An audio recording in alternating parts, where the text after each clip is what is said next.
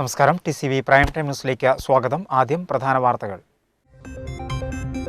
അധികാരികൾ കണ്ണു തുറക്കണം. ഉഴൂർ കുമ്പാരക്കോളനിയിലെ ഒരു കുടുംബത്തിന്റെ ദുരവസ്ഥ ഇനിയും കണ്ടില്ലെന്ന് നടിക്കരുത്. 2 പെൺമക്കളുമായി പ്ലാസ്റ്റിക് ഷീറ്റ് കൊണ്ട് മറച്ച കൂരയിലാണ് രാജനും കുടുംബവും കഴിയുന്നത്.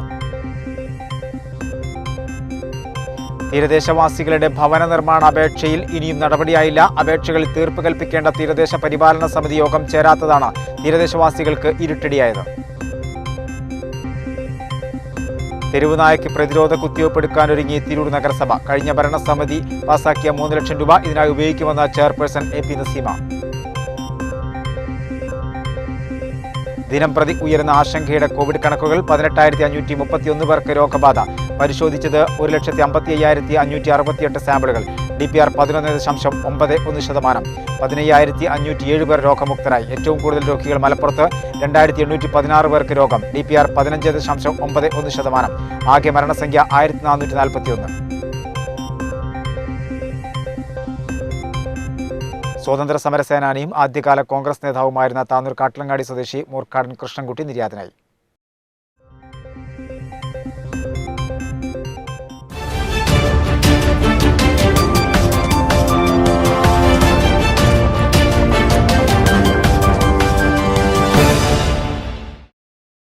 വിശദമായ വാർത്തകളിലേക്ക്. അധികാരികൾ കണ്ണു തുറക്കണം.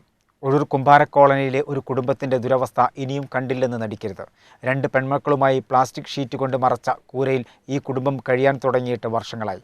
വീടിന് അപേക്ഷ നൽകിയെങ്കിലും ഇതുവരെയും ഒരു നടപടിയുമായില്ല. മക്കളുടെ പഠനം പോലും ആശങ്കയിലാണ്. ഉഴൂർ ഗ്രാമപഞ്ചായത്തിലെ 13-ാം വാർഡിൽ ഉൾപ്പെട്ട കുമ്പാരക്കോളനിയിലെ തലാപ്പിൽ രാജന്റെ കുടുംബത്തിന്റെ അവസ്ഥ ഒന്ന് കാണേണ്ടതാണ്. പ്ലാസ്റ്റിക് ഷീറ്റ് കൊണ്ട് മറച്ച വൈദ്യുതി പോലുമില്ലാത്ത ഈ കൂരയിലാണ് 9ലും 3ലും പഠിക്കുന്ന 2 പെൺമക്കളുമായി രാജനും കുടുംബവും കഴിയുന്നത്. 4 വർഷം മുമ്പ് വീടിനായി അപേക്ഷ നൽകിയെങ്കിലും സ്വന്തമായി റേഷൻ കാർഡില്ലെന്ന കാരണത്താൽ അപേക്ഷ നിരസിച്ചു.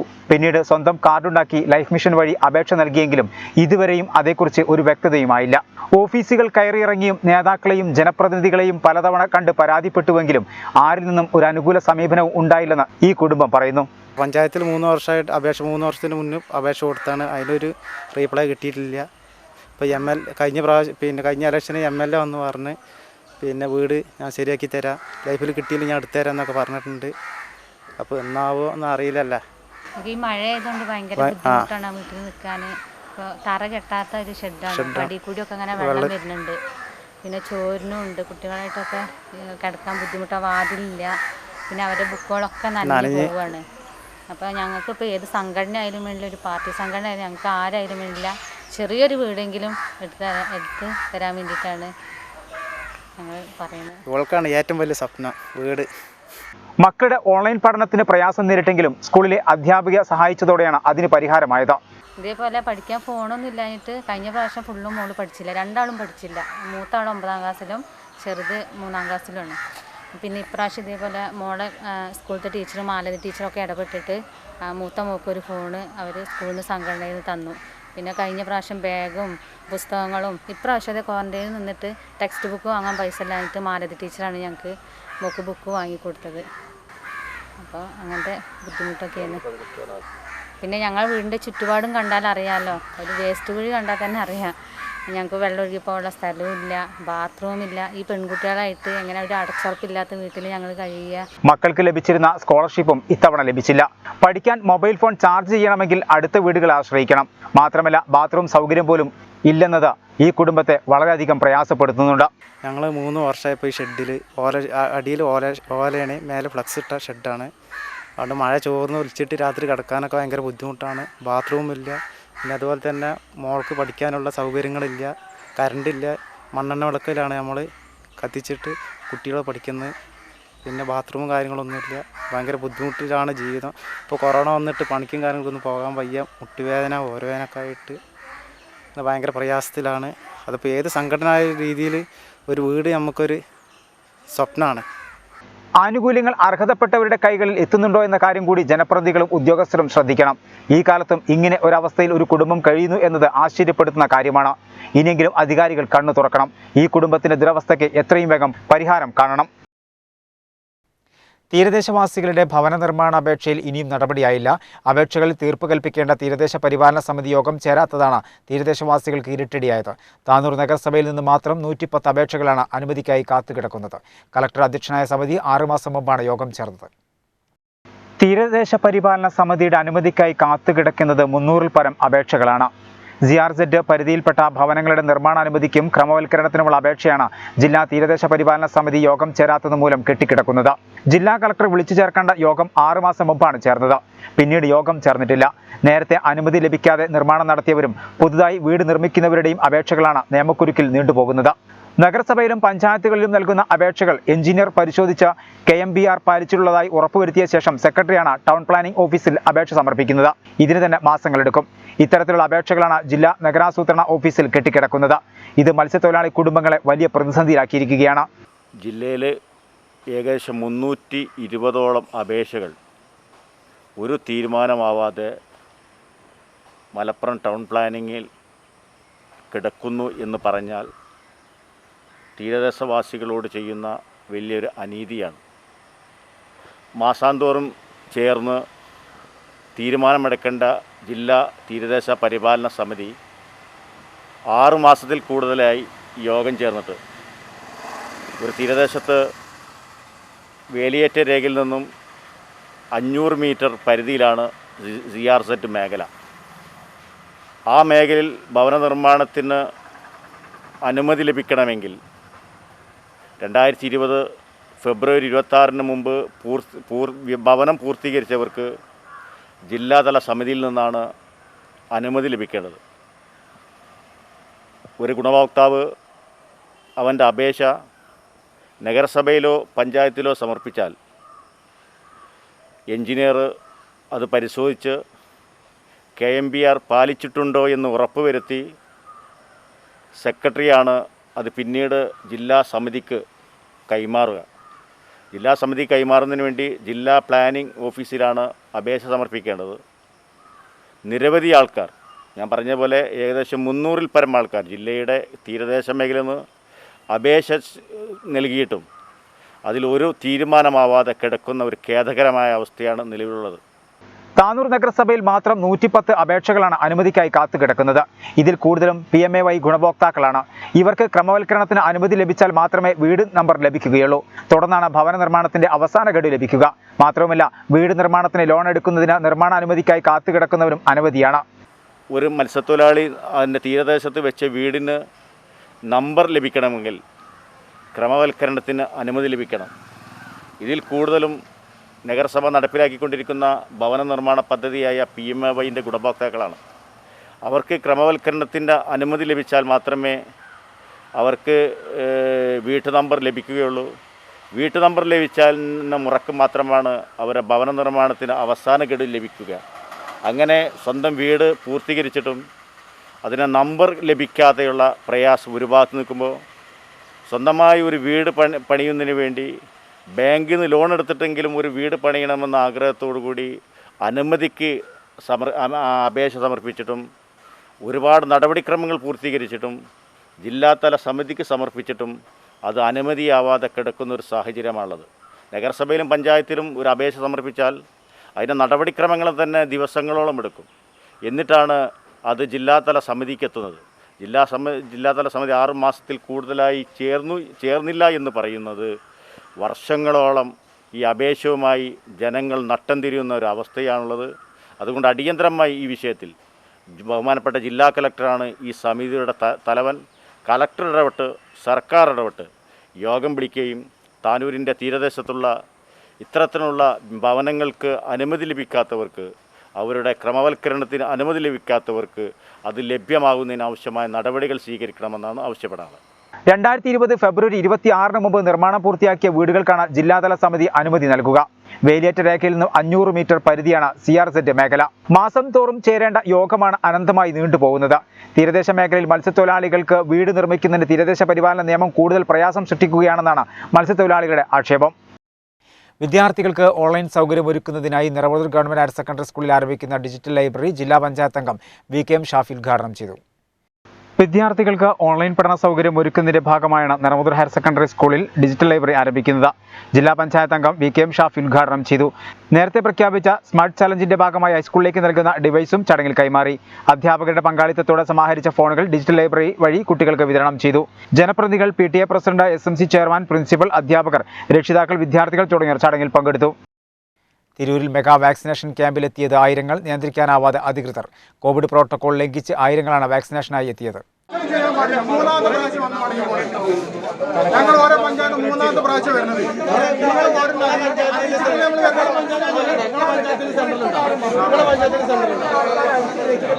തിരൂരിൽ മെഗാ വാക്സിനേഷൻ ക്യാമ്പിലെത്തിയത് ആയിരങ്ങളാണ്. നിയന്ത്രിക്കാനാവാതെ അധികൃതരും വട്ടം കറങ്ങി. വാക്സിനേഷൻ കേന്ദ്രമായ തിരൂർ വാഗൺ ട്രാജഡി സ്മാരക ടൗൺ ഹാളിലാണ് കൂടുതൽ പേർ വാക്സിൻ എടുക്കുന്നതിനായി എത്തിയത്. 1300 പേർക്ക് വാക്സിനേഷൻ നൽകുമെന്ന് അറിയിപ്പ് വന്നതോടെ ഓൺലൈനായി രജിസ്റ്റർ ചെയ്തവർക്ക് പുറമെ സ്പോട്ട് രജിസ്ട്രേഷൻ മാത്രമായി ആയിരങ്ങളാണ് രാവിലെ മുതൽ തന്നെ എത്തിയത്.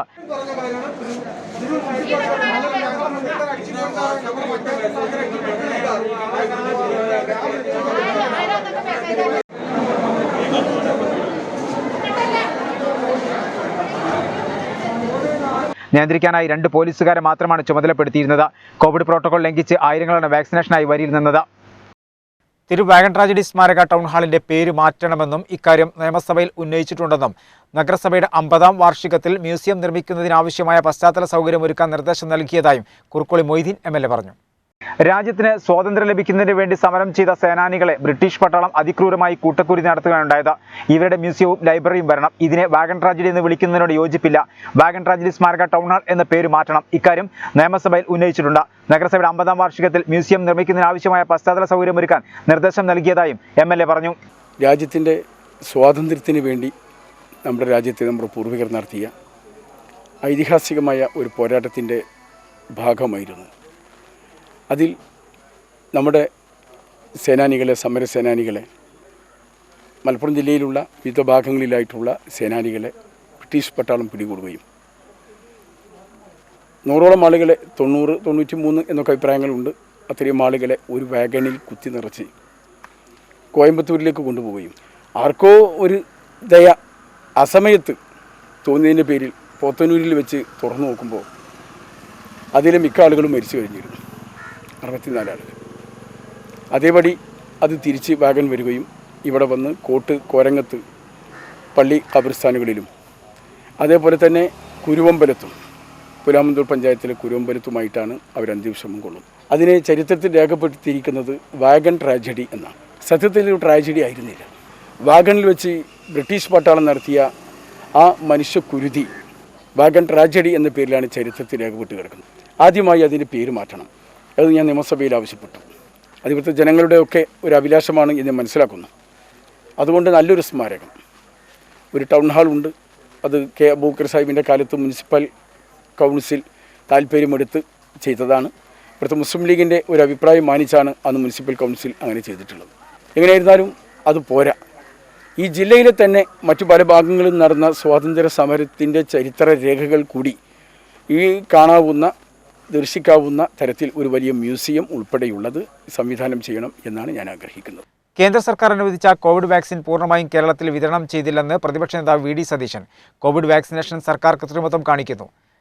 കോവിഡ് മരണനിരക്ക് സർക്കാർ മറച്ചുവെക്കുന്നു. മരിക്കുന്നവരുടെ എണ്ണവും സർക്കാർ രജിസ്ട്രേഷനിൽ ചേർക്കുന്നവരുടെ എണ്ണവും തമ്മിൽ വ്യത്യാസമുണ്ട്. കോവിഡ് ബാധിച്ചു മരിച്ച അർഹരായ ആളുകൾക്ക് ആനുകൂല്യങ്ങൾ നിഷേധിക്കുകയാണ് ഇതിലൂടെ സർക്കാർ ചെയ്യുന്നതെന്നും VD സതീശൻ മലപ്പുറത്ത് പറഞ്ഞു. ആയിരക്കണക്കിന് ആളുകളെയാണ് ഈ കോവിഡ് മൂലം മരിച്ച ആളുകളുടെ പേര് മാറ്റിവെച്ചിരിക്കുന്നത്. ഇപ്പോൾ സുപ്രീം കോടതി വിധിയുണ്ട് കേന്ദ്ര ഗവൺമെൻറ്റിനോട്. എന്താ പറഞ്ഞിരിക്കുന്നത്? ആനുകൂല്യങ്ങൾ കൊടുക്കണം മരിച്ചവർക്ക്. കേരളത്തിൽ ആയിരക്കണക്കിന് ആളുകൾക്ക് ഈ സർക്കാരിൻ്റെ മനഃപൂർവ്വമായ നടപടിയുണ്ട്. കാരണം സർക്കാർ ക്രെഡിറ്റ് എടുക്കാൻ വേണ്ടിയിട്ടാണ്. സർക്കാർ ആദ്യം എന്താ പറഞ്ഞത്? ഈ ന്യൂയോർക്ക് ടൈംസിലും വാഷിങ്ടൺ പോസ്റ്റിലും ഒക്കെ വാർത്ത വന്ന എന്താ? ആദ്യത്തെ ലോകത്തിലെ ഏറ്റവും കുറവ് രോഗമുള്ള സ്ഥലം കേരളമാണ്. ഇപ്പം അത് പറയാൻ പറ്റുമോ? ഇപ്പം 3 മില്യനാണ് കടന്നിരിക്കുന്നത്. 3 ദശലക്ഷം, 30 ലക്ഷം കഴിഞ്ഞു. രണ്ടാമത് പറഞ്ഞു ഇന്ത്യയിലെ ഏറ്റവും കുറവ് TPR നിരക്കുള്ള സംസ്ഥാനമെന്ന് പറഞ്ഞു. ഇന്ന് ഇന്ത്യയിലെ ഏറ്റവും കൂടുതൽ TPR നിരക്കുള്ള സംസ്ഥാനമാണ്. മൂന്നാമത് പറഞ്ഞതാണ് ഞങ്ങൾ ഇതൊക്കെ പറഞ്ഞാലും കോവിഡ് മരണനിരക്ക് ഞങ്ങൾ വളരെ കുറച്ച് കൊണ്ടുവന്നു. അതും തട്ടിപ്പാണെന്ന് പുറത്തു വന്നിരിക്കുകയാണ്. അപ്പം ഈ കണക്കുകളെ വിശ്വസിക്കാൻ വയ്യ. ഇപ്പം കേന്ദ്ര ഗവൺമെൻറ് വാക്സിനേഷനുമായി ബന്ധപ്പെട്ടിട്ട് ഒരു കണക്ക് പറഞ്ഞിട്ടുണ്ട്. ഇന്നലെ MP പോയി കേന്ദ്രമന്ത്രിയെ കണ്ടിട്ടുണ്ട്. അപ്പോൾ കേരളത്തിലെ വാക്സിനേഷൻ സംവിധാനം വളരെ മോശമാണ് എന്നാണ് കേന്ദ്ര ഗവൺമെൻറ് പറയുന്നത്. ഏതാ ശരി? 10 ലക്ഷം വാക്സിൻ കൊടുത്തിട്ട് അത് ഉപയോഗിച്ചിട്ടില്ല. അത് ഉപയോഗിച്ചു കഴിഞ്ഞാൽ മാത്രമാണ് അടുത്ത സെറ്റ് വാക്സിൻ തരികയുള്ളൂ എന്നാണ് തന്നെ സന്ദർശിച്ച MP MP ഹൈബി ഈഡനും TN പ്രതാപനും കേന്ദ്ര ആരോഗ്യമന്ത്രിയെ കണ്ടപ്പോൾ പറഞ്ഞത്, കണക്ക് നോക്കി പറഞ്ഞത് 10 ലക്ഷം വാക്സിനുകൾ കൊടുത്തിട്ട് അത് തീർത്തിട്ടില്ല, അത് കൃത്യമായി വിതരണം ചെയ്യുന്നില്ല, ഇഞ്ചക്ഷൻ നടക്കുന്നില്ല, അത് പൂർണ്ണമായി ചെയ്താലേ അടുത്ത സെറ്റ് വാക്സിൻ തരുള്ളൂ. അപ്പോൾ ഇത് ഏതാണ് ശരി? പച്ചാടി പോട്ടേക്കാട് മഹല്ല് കമ്മിറ്റിയുടെ K Shihabuddin memorial relief selling pain and palliative care പദ്ധതിയും നാടിന് സമർപ്പിച്ചു. വെട്ടം ഗ്രാമപഞ്ചായത്ത് പ്രസിഡന്റ് നൌഷാദ് നെല്ലാഞ്ചേരി ഉദ്ഘാടനം ചെയ്തു. പച്ചാട്രി പോട്ടേക്കാട് മഹല്ല് കമ്മിറ്റിയുടെ നേതൃത്വത്തിലാണ് കെ ഷിഹാബുദ്ദീൻ മെമ്മോറിയൽ റിലീഫ് സെല്ലും പെയിൻ ആൻഡ് പാലിയേറ്റീവ് കെയർ പദ്ധതിയും ആരംഭിച്ചിട്ടുള്ളത്. ഇരു പദ്ധതികളുടെ ഉദ്ഘാടനം വെട്ടം ഗ്രാമപഞ്ചായത്ത് പ്രസിഡന്റ് നൌഷാദ് നെല്ലാഞ്ചേരി നിർവഹിച്ചു. കഴിഞ്ഞ ദിവസം എൻ്റെ നാട്ടിൽ ഒരു കിടപ്പ് രോഗിക്ക് വേണ്ടിയിട്ട് ഒരു വീൽ ചെയർ അത് സംഘടിപ്പിക്കാൻ വേണ്ടിയിട്ട് നമ്മുടെ നാട്ടിൽ, നമ്മുടെ പഞ്ചായത്തിലുള്ള ഒരുപാട് ഇതേപോലത്തെ സംഘടനകളുണ്ട്.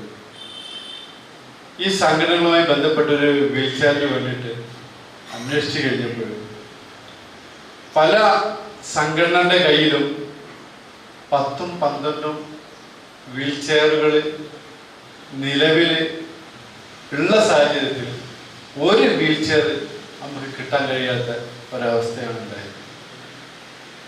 അത്ര അധികം ജനങ്ങൾ കിടപ്പ് രോഗികളായിട്ട് നമ്മുടെ പഞ്ചായത്തിനകത്തുണ്ട്. അപ്പം ഇത്തരം നന്മ നിറഞ്ഞ പ്രവർത്തനങ്ങൾ നടത്തുന്ന ഈ മഹല്ല് കമ്മിറ്റിയെ ഞാൻ ആദരപൂർവ്വം അഭിനന്ദിക്കുന്നു. അഡ്വക്കേറ്റ് CM മുഹമ്മദ് ഇക്ബാൽ അധ്യക്ഷത വഹിച്ചു. N മുഹമ്മദ് കുട്ടി പദ്ധതി വിശദീകരണം നടത്തി. വെട്ടം പഞ്ചായത്ത് വൈസ് പ്രസിഡന്റ് രജനി മുല്ലയിൽ, മഹല് ഖത്തീഫ് ഇസാമത്ത് ഫൈസി, ഡോക്ടർ അബ്ദുറഹിമാൻ, KV ഷംസുദ്ദീൻ, മഹല് president PK Muhammad Shafi, Afsal MK തുടങ്ങിയവർ ആശംസകൾ അർപ്പിച്ച് സംസാരിച്ചു. PSMO കോളേജ് അലൂമിനി അസോസിയേഷൻ സൗജന്യ കോവിഡ് വാക്സിനേഷൻ ക്യാമ്പ് സംഘടിപ്പിച്ചു. ക്യാമ്പിൽ 220 പേർ വാക്സിൻ സ്വീകരിച്ചു. വരും ദിവസങ്ങളിലും അസോസിയേഷന്റെ ആഭിമുഖ്യത്തിൽ കൂടുതൽ ക്യാമ്പുകൾ സംഘടിപ്പിക്കുമെന്ന് ഭാരവാഹികൾ പറഞ്ഞു. PSMO കോളേജ് അലൂമിനി അസോസിയേഷന്റെ ആഭിമുഖ്യത്തിലാണ് പൊതുജനങ്ങൾക്കായി ആരോഗ്യവകുപ്പുമായി സഹകരിച്ച് കോളേജിൽ സൗജന്യ കോവിഡ് വാക്സിനേഷൻ ക്യാമ്പ് സംഘടിപ്പിച്ചത്. ക്യാമ്പിൽ 220 പേർക്ക് വാക്സിൻ നൽകി.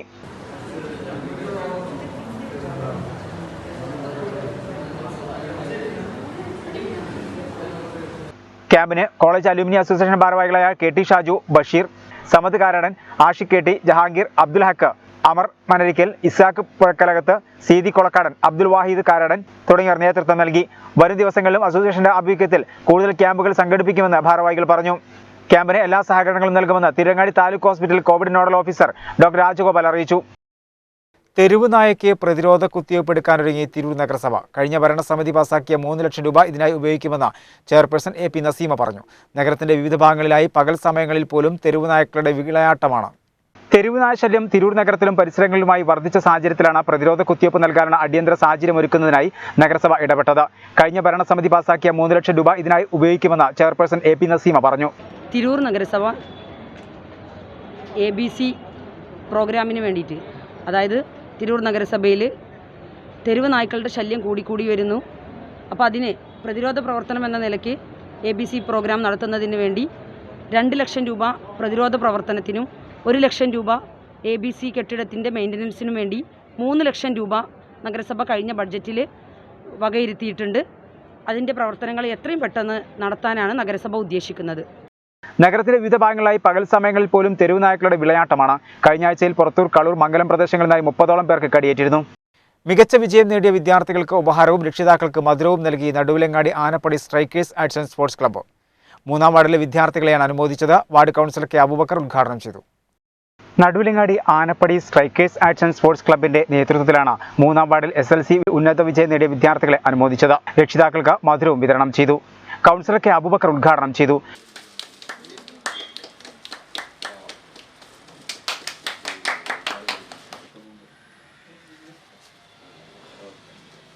നമുക്കറിയാം, ഈ കോവിഡ് പ്രോട്ടോക്കോളിൻ്റെ അവസരത്തിൽ എല്ലാ മാനദണ്ഡങ്ങളും പാലിച്ചുകൊണ്ടാണ് ഈ പ്രവൃത്തികൾ നടത്തുന്നത്.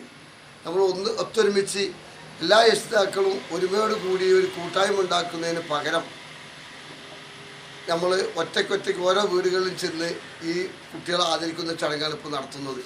അതിൻ്റെ ഭാഗമായി നമ്മൾ ഈ പ്രദേശത്തിൽ ആദ്യമായി തുടക്കുന്ന പേര് ഐസാനിസ എന്ന കുട്ടിയെ പാറപ്പുറത്ത് നിബ എന്ന കുട്ടിയെ ആദ്യമായി ആദരിക്കുകയാണ്.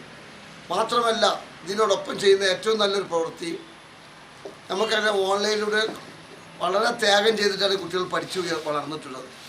അതിനോടൊപ്പം അതിന് കുട്ടികൾക്ക് എല്ലാ പ്രോത്സാഹനവും കൊടുക്കുന്ന രക്ഷിതാക്കളെ ഒരു മധുരം കൊടുക്കുക എന്നൊരു ചടങ്ങ് കൂടി ഒരു പുതുമയാണ്. കോവിഡ് പ്രോട്ടോകോൾ പ്രകാരം വിദ്യാർത്ഥികളുടെ വീടുകളിൽ നേരിട്ട് ചെന്നാണ് പരിപാടി സംഘടിപ്പിച്ചത്.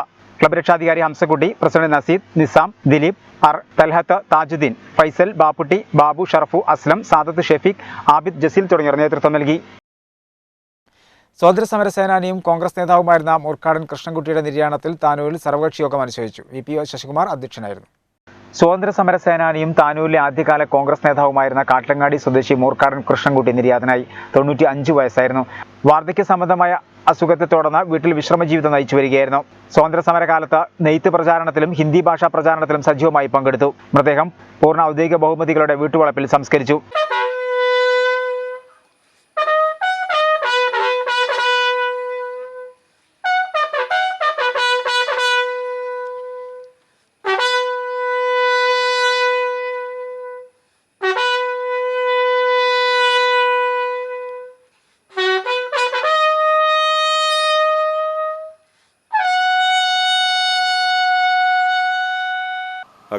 കൃഷ്ണൻകുട്ടിയേട്ടൻ്റെ വിയോഗം ഈ നാടിന് മൊത്തത്തിൽ ഒരു തീരാ നഷ്ടം തന്നെയാണ്.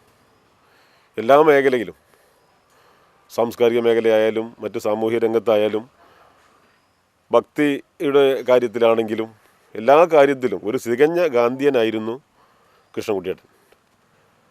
സ്വാതന്ത്ര്യസമരം കാലത്തും അതിനുശേഷവും സ്വന്തം വീട് വായനശാലയാക്കി ഈ പ്രദേശത്ത് അക്ഷരാഭ്യാസമില്ലാത്ത ആളുകൾക്ക് ആ രീതിയിലൊക്കെ അദ്ദേഹത്തിൻ്റെ സേവനം വളരെ ഗുണകരമായിട്ടുണ്ട് ഈ പ്രദേശത്ത് എന്നുള്ളതാണ് അറിയാൻ വേണ്ടി സാധിക്കുന്നത്.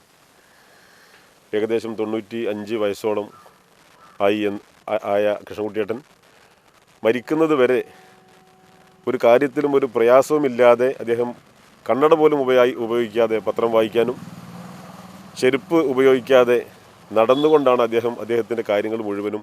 എവിടെ പോവുകയാണെങ്കിലും അദ്ദേഹം ചെരുപ്പ് ഉപയോഗിക്കാറുണ്ടായിരുന്നില്ല. അദ്ദേഹം ഒരു തികഞ്ഞ ഗാന്ധിയനായിരുന്നു. കായിക വകുപ്പ് മന്ത്രി വി അബ്ദുറഹ്മാൻ, മുൻ MLA അബ്ദുറഹ്മാൻ എടത്താണി, നഗരസഭാ ചെയർമാൻ PP ഷംസുദ്ദീൻ, കോൺഗ്രസ് നേതാക്കളായ പന്ത്രളി മുഹമ്മദ് അലി, O രാജൻ തുടങ്ങി ഒട്ടേറെ പേർ വീട്ടിലെത്തി അന്ത്യോപചാരം അർപ്പിച്ചു. കല്യാണിയാണ് ഭാര്യ. സതി, മുരളീധരൻ, പന്തളദാസൻ, ചെന്താമരാക്ഷൻ, മല്ലിക, രാജാമണി, ജയശ്രീ എന്നിവർ മക്കളാണ്.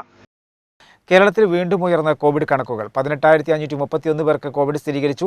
24 മണിക്കൂറിനിടെ 1,55,568 സാമ്പിളുകളാണ് പരിശോധിച്ചത്. DPR 11.91%. 98 മരണങ്ങൾ കൂടി സ്ഥിരീകരിച്ചു. ആകെ മരണം 15,969 ആയി. 15,507 പേർ രോഗമുക്തി നേടി. സംസ്ഥാനത്ത് ഇന്ന് 18,531 പേർക്കാണ് കോവിഡ് സ്ഥിരീകരിച്ചത്.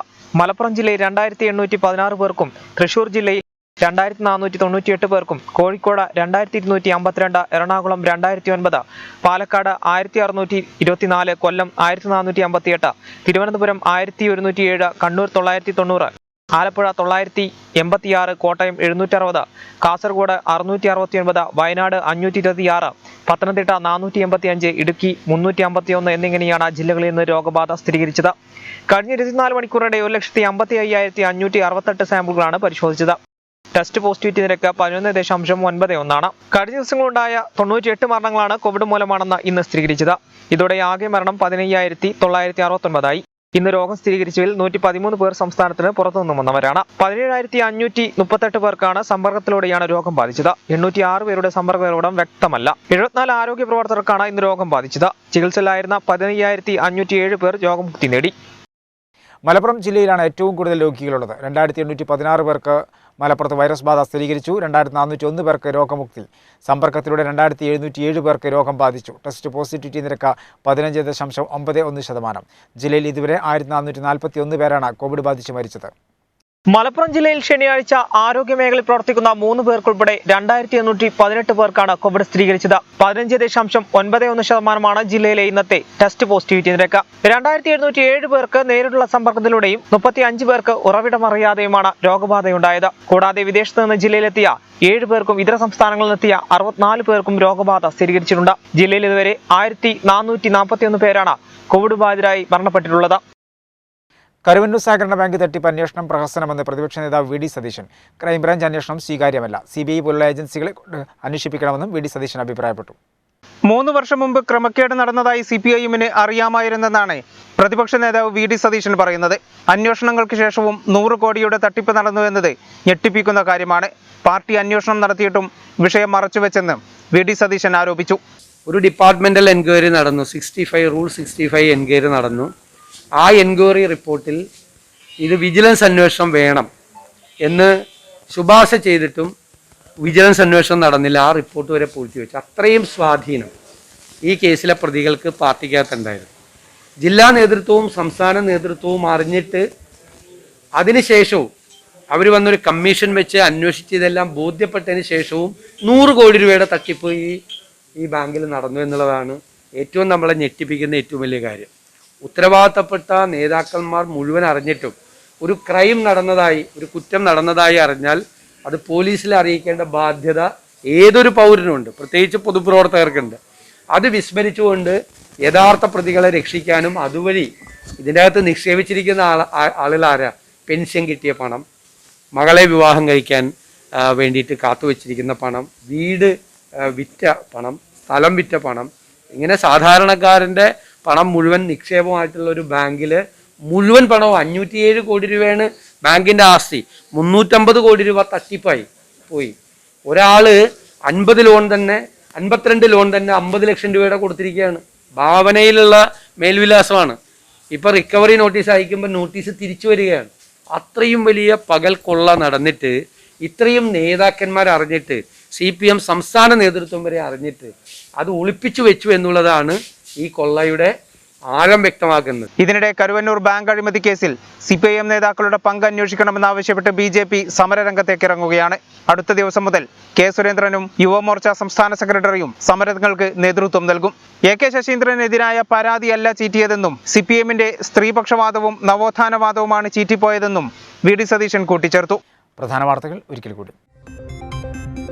അധികാരികൾ കണ്ണു തുറക്കണം. ഉഴൂർ കുമ്പാര കോളനിയിലെ ഒരു കുടുംബത്തിന്റെ ദുരവസ്ഥ ഇനിയും കണ്ടില്ലെന്ന് നടിക്കരുത്. 2 പെൺമക്കളുമായി പ്ലാസ്റ്റിക് ഷീറ്റ് കൊണ്ട് മറച്ച കൂരയിലാണ് രാജനും കുടുംബവും കഴിയുന്നത്.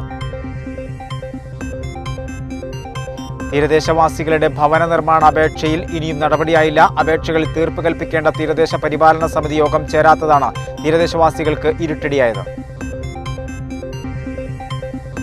തെരുവുനായയ്ക്ക് പ്രതിരോധ കുത്തിവയ്പ് എടുക്കാനൊരുങ്ങി തിരൂർ നഗരസഭ. കഴിഞ്ഞ ഭരണസമിതി പാസാക്കിയ 3 ലക്ഷം രൂപ ഇതിനായി ഉപയോഗിക്കുമെന്ന് ചെയർപേഴ്സൺ AP നസീമ. ദിനംപ്രതി ഉയരുന്ന ആശങ്കയുടെ കോവിഡ് കണക്കുകൾ. 18,531 പേർക്ക് രോഗബാധ. പരിശോധിച്ചത് 1,55,568 സാമ്പിളുകൾ. DPR 11.91%. 15,507 പേർ രോഗമുക്തരായി. ഏറ്റവും കൂടുതൽ രോഗികൾ മലപ്പുറത്ത്. 2,816 പേർക്ക് രോഗം. DPR 15.91%. ആകെ മരണസംഖ്യ 1,441.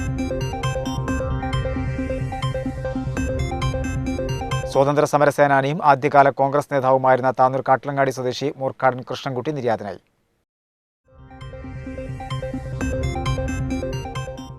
ഇതോടെ വാർത്തകൾ സമാപിക്കുന്നു. നന്ദി, നമസ്കാരം.